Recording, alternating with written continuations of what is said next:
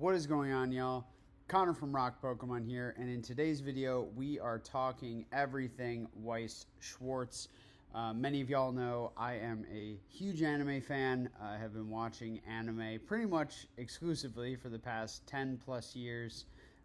Been collecting Weiss Schwarz in differing magnitudes since 2015, I believe. And I get a lot of questions when I post Weiss Schwarz cards about the game, about what the hit rates are, about what cards people should be looking for, what should they buy, who should they be buying from. So I wanted to put a little presentation together that could be a nice reference guide. Now, by no means am I an expert. I do not play the game, but I have a baseline strong understanding of both the Japanese and English sides of Weiss Schwarz. And I think this is just going to be a useful resource for the casual collector who just wants to understand the basics. Yes, I know there will be nuances here that won't necessarily be correct, and there's a lot of variation between sets, but I wanted to give people some baseline knowledge that they could refer back to so that they can, you know, like I always say, collect what they love, but do it intelligently. Basically, not get burned by a market that has a lot of participants now who either don't know the baseline knowledge about the hobby or are manipulating the fact that others don't. So hopefully this can be a reference guide for you. I will put some notes in the description below, as well as I did put together a cheat sheet for some folks, and I'll just copy that into the notes below as well. But what we're going to do here is we are going to start with the presentation. So Weiss Schwarz, a guide presented by me, your friend, Rock Pokemon. So what are we going to cover today? We are going to stick to boosters. So booster master cases, packs. We're not going to touch on trial decks and supply sets today. We are just going to try to cover the basics of buying booster boxes, packs, cases, master cases. So we're going to go over English versus Japanese. We're going to talk about the rarity scale. We're going to put together some examples of sample sets that have been released over the past few years so you can get an idea of, you know, what a set might all include as far as signature cards or stamp cards that you're looking for, the chases or hits. And then a few additional considerations just to, you know, kind of protect yourself as a collector and use your money in the most astute fashion. So, an introduction. What is Weiss Schwarz? Super popular trading card game, highly playable. Features the IP of popular anime series, also some video games, mobile games, and that is all done through licensing agreements between Bushiroad and the owner of that intellectual property, whether it be Attack on Titan, Sword Art Online, or, you know, the next hottest, you know, Japanese mobile game. So again, produced by Bushiroad, and the sets are sometimes Japanese exclusive, sometimes English exclusive, and sometimes available in both English and Japanese. If a set is going to be available in both, it is going to follow a delayed release, meaning that it's going to come out in Japanese first, and then it is going to come out in English later, 99.9% of the time. So let's talk booster cases. So a master case. Why are master cases important? Because the theme for this entire presentation is that the hits are defined by master case, box. So just think of it that way. Like, everything is structurally predetermined, so you need to know what you're getting into because you're then going to be able to know what you're getting out of it. So in Japanese, a master case is 3 cases of 18 boxes, whereas an English master case is 2 cases of booster boxes. So you might see varying prices on pre-orders for master cases, and that is an explanation why, because you are getting a 3rd case in Japanese versus English. Now, cases. Currently, an individual case for English and Japanese sets have 18 boxes per case. They changed up the box sizing and format in English, and it is now uniform across languages. I believe there have been several changes over time, but don't quote me on that. But I do know that now we have those flat boxes you are used to seeing, and there are 18 per case. And again, to reiterate, the rarity distribution is dictated by language, as well as by set, master case, and individual case, as well as down to the box level. So, rarity scale. We have signature cards, stamp cards, set-specific cards. We'll just talk about the hits here. We won't delve into the other rarities, although it is important to note you are going to get some sort of foil in every pack, at least one, and that is usually just going to be your basic rare. So those are highly common despite being rares.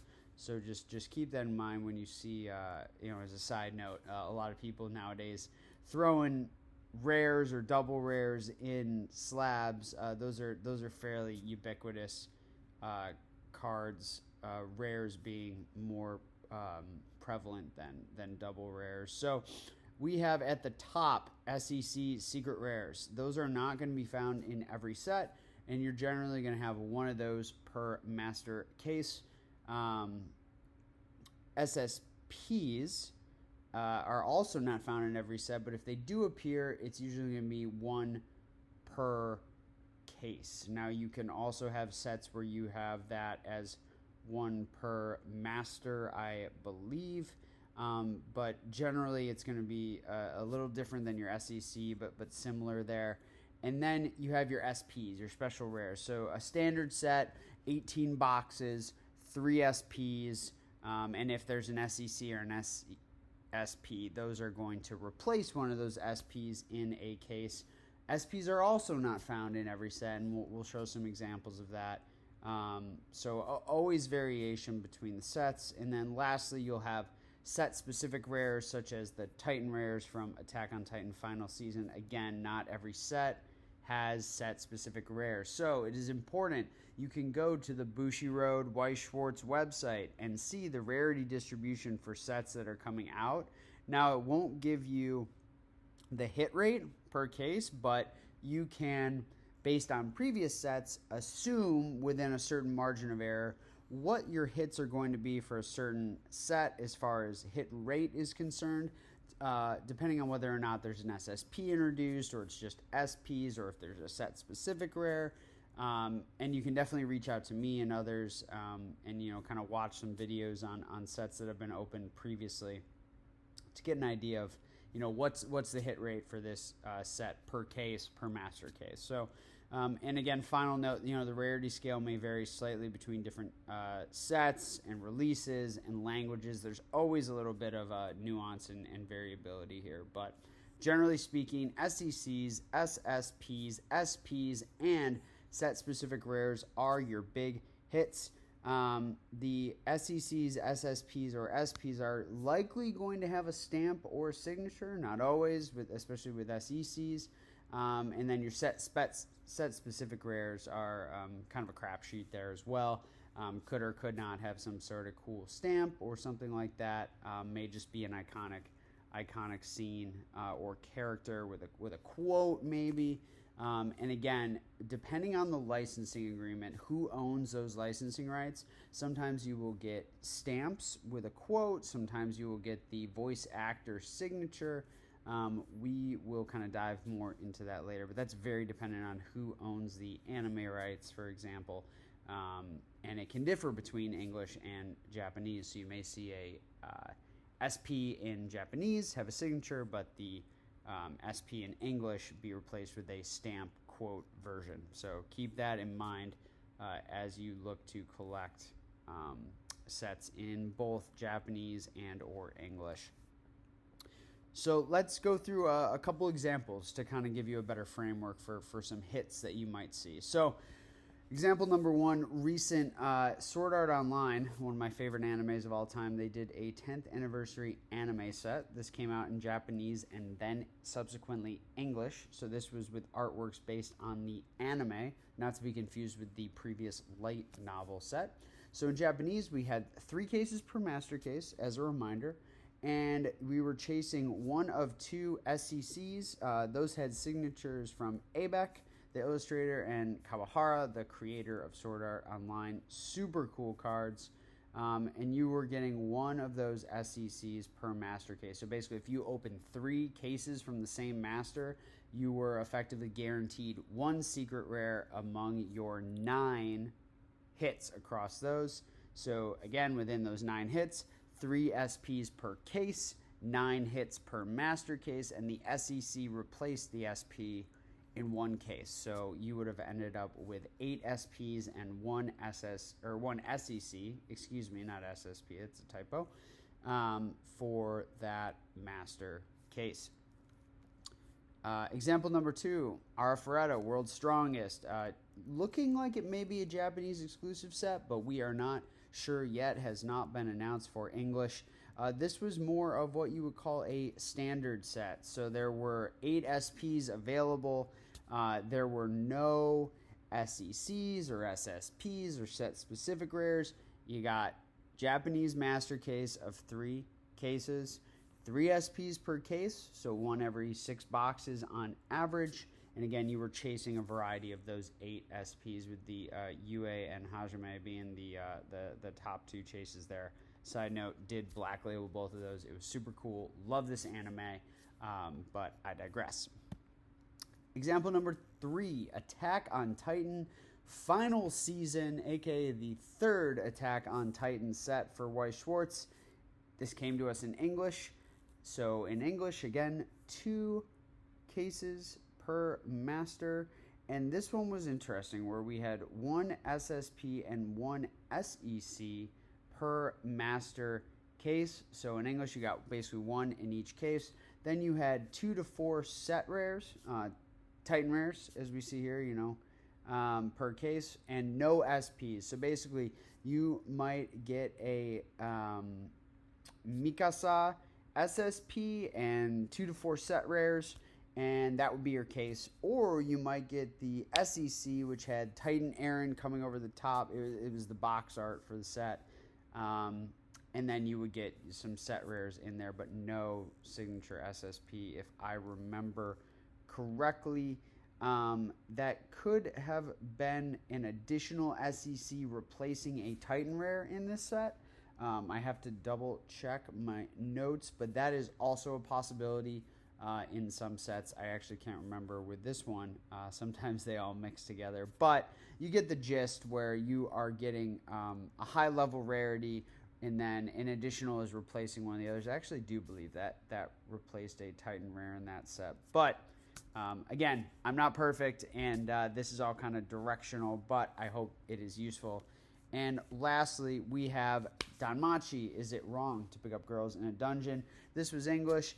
It was a standard set.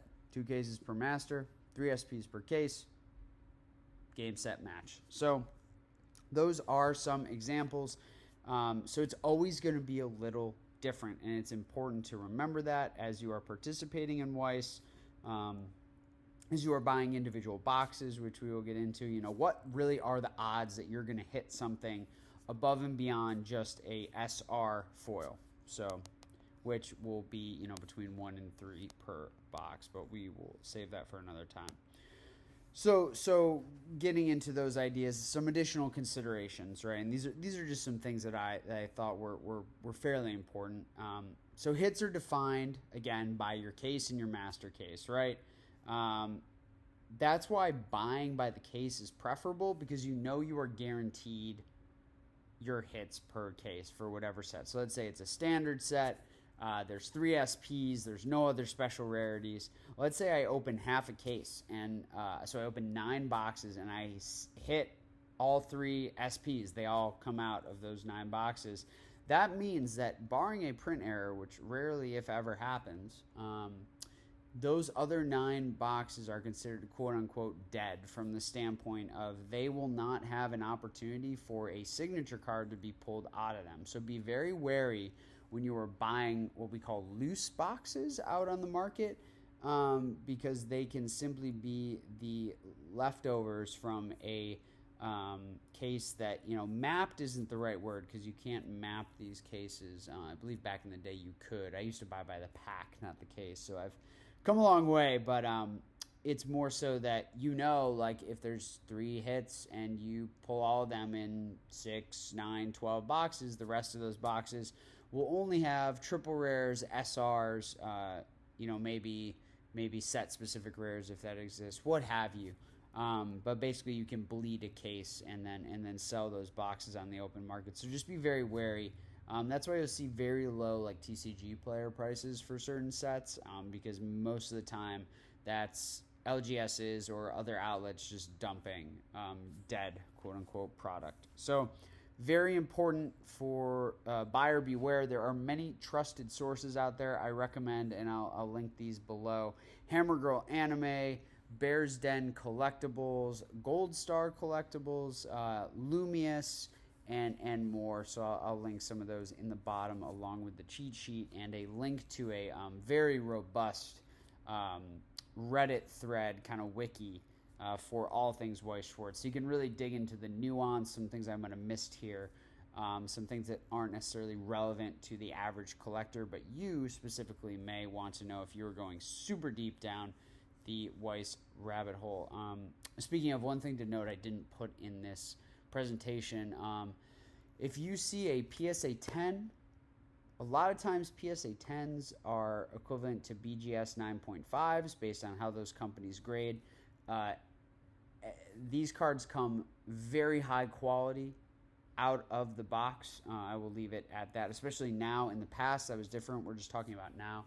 So BGS 9.5 is fairly close to a raw equivalent, meaning that's kind of like your baseline. Like it would be very rare to get a BGS 9, for example, on a modern, like hyper modern SP out of a set. So just keep that in mind when you're buying graded cards, when you're looking to sell ones you may have graded yourself, just to understand where the price multiples actually come into play. Certain sets were printed better than others. Certain sets are notorious for specific surface issues, what have you.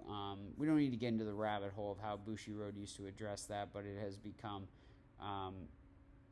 much higher quality on both sides of the equation, both Japanese and English. Historically, I personally collected English Weiss because it was always higher quality for a variety of reasons, but I digress.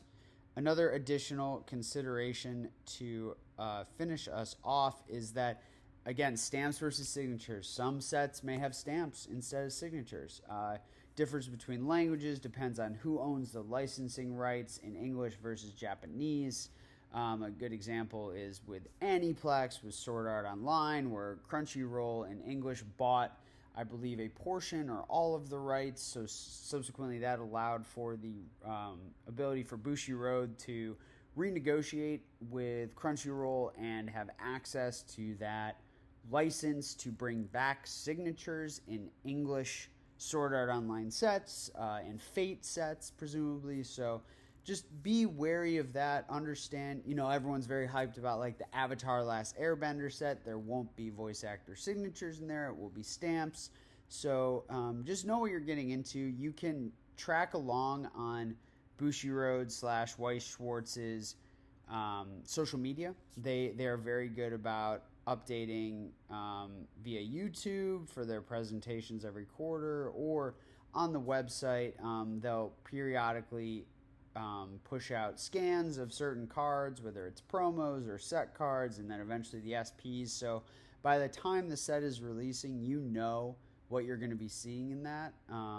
Although it can be difficult because to get the best price on pre-order, you usually have to pre-order pretty early. So all in all, to summarize, Weiss is a super popular game globally, very highly playable, very sought after collectively as well. I love it because I love anime. I collect the sets of anime I like. I don't just buy everything, and that's the beauty of it. With Pokemon, you feel like you have to chase after every single set, but with Weiss, I can really pick and choose. Okay, there's a dozen sets this year, and I've watched 6 of the anime. Well, I'm going to focus on those ones, and that's kind of a a blessing in it. And then you can look at the English versus Japanese release schedules, see what you want to pick up. And again, that is all available by Bushi Road. They do a quarterly presentation, and they're active on Twitter and Instagram, and they are working with influencers and social media lights to divulge new cards and sets and things like that. So keep an eye out for that. Again, rarity scale varies by set and language. You might have higher rarity tiers that replace a lower rarity tier. That is all going to be guaranteed, barring a print error, by master case down to booster box. So and then remember, again, stamps versus signatures also vary by set and language, and all those hits are going to be predetermined. So be careful buying dead boxes. Buy cases if you have the money to do so, or buy individual boxes from a highly reputable seller. Again, I will link some of those in the description below this video. English sets follow a delayed release schedule like we talked about. So there are Japanese exclusives. There are sets that only come out in English as well. But if they come out in both, they're going to come out in Japanese first, such as Chainsaw Man, which is a really exciting one for this year. And then what we'll expand upon maybe in another video, there are also trial decks that have different hit rates and different chases, SPs and SSPs, as well as triple rares, and they differ substantially between English and Japanese. But all in all, I love Weiss Schwarz. I want people to be able to collect Weiss Schwarz with a level of comfortability. So please feel free to share this video with people who are getting into Weiss. Thank you for watching. Feel free to reach out with any questions you might have. You can find me on Instagram at Rock Pokemon, YouTube Rock Pokemon, email rockpokemon66@gmail.com. It might be Rock Pokemon, but I've been in the Weiss game for a while, and really just I'm an open book. So any questions you might have, I will find you an answer. I will refer you to somewhere where you can get one. So as I like to say, collect what you love, but do it intelligently. I hope this video helped you understand a little more about Weiss Schwarz as you chase those amazing signature cards. Take care, y'all. Have a great week whenever you're viewing this. Thank you so much for watching. Your support means the world. Like, comment, subscribe, share if you can, and I'll talk to y'all in the next video.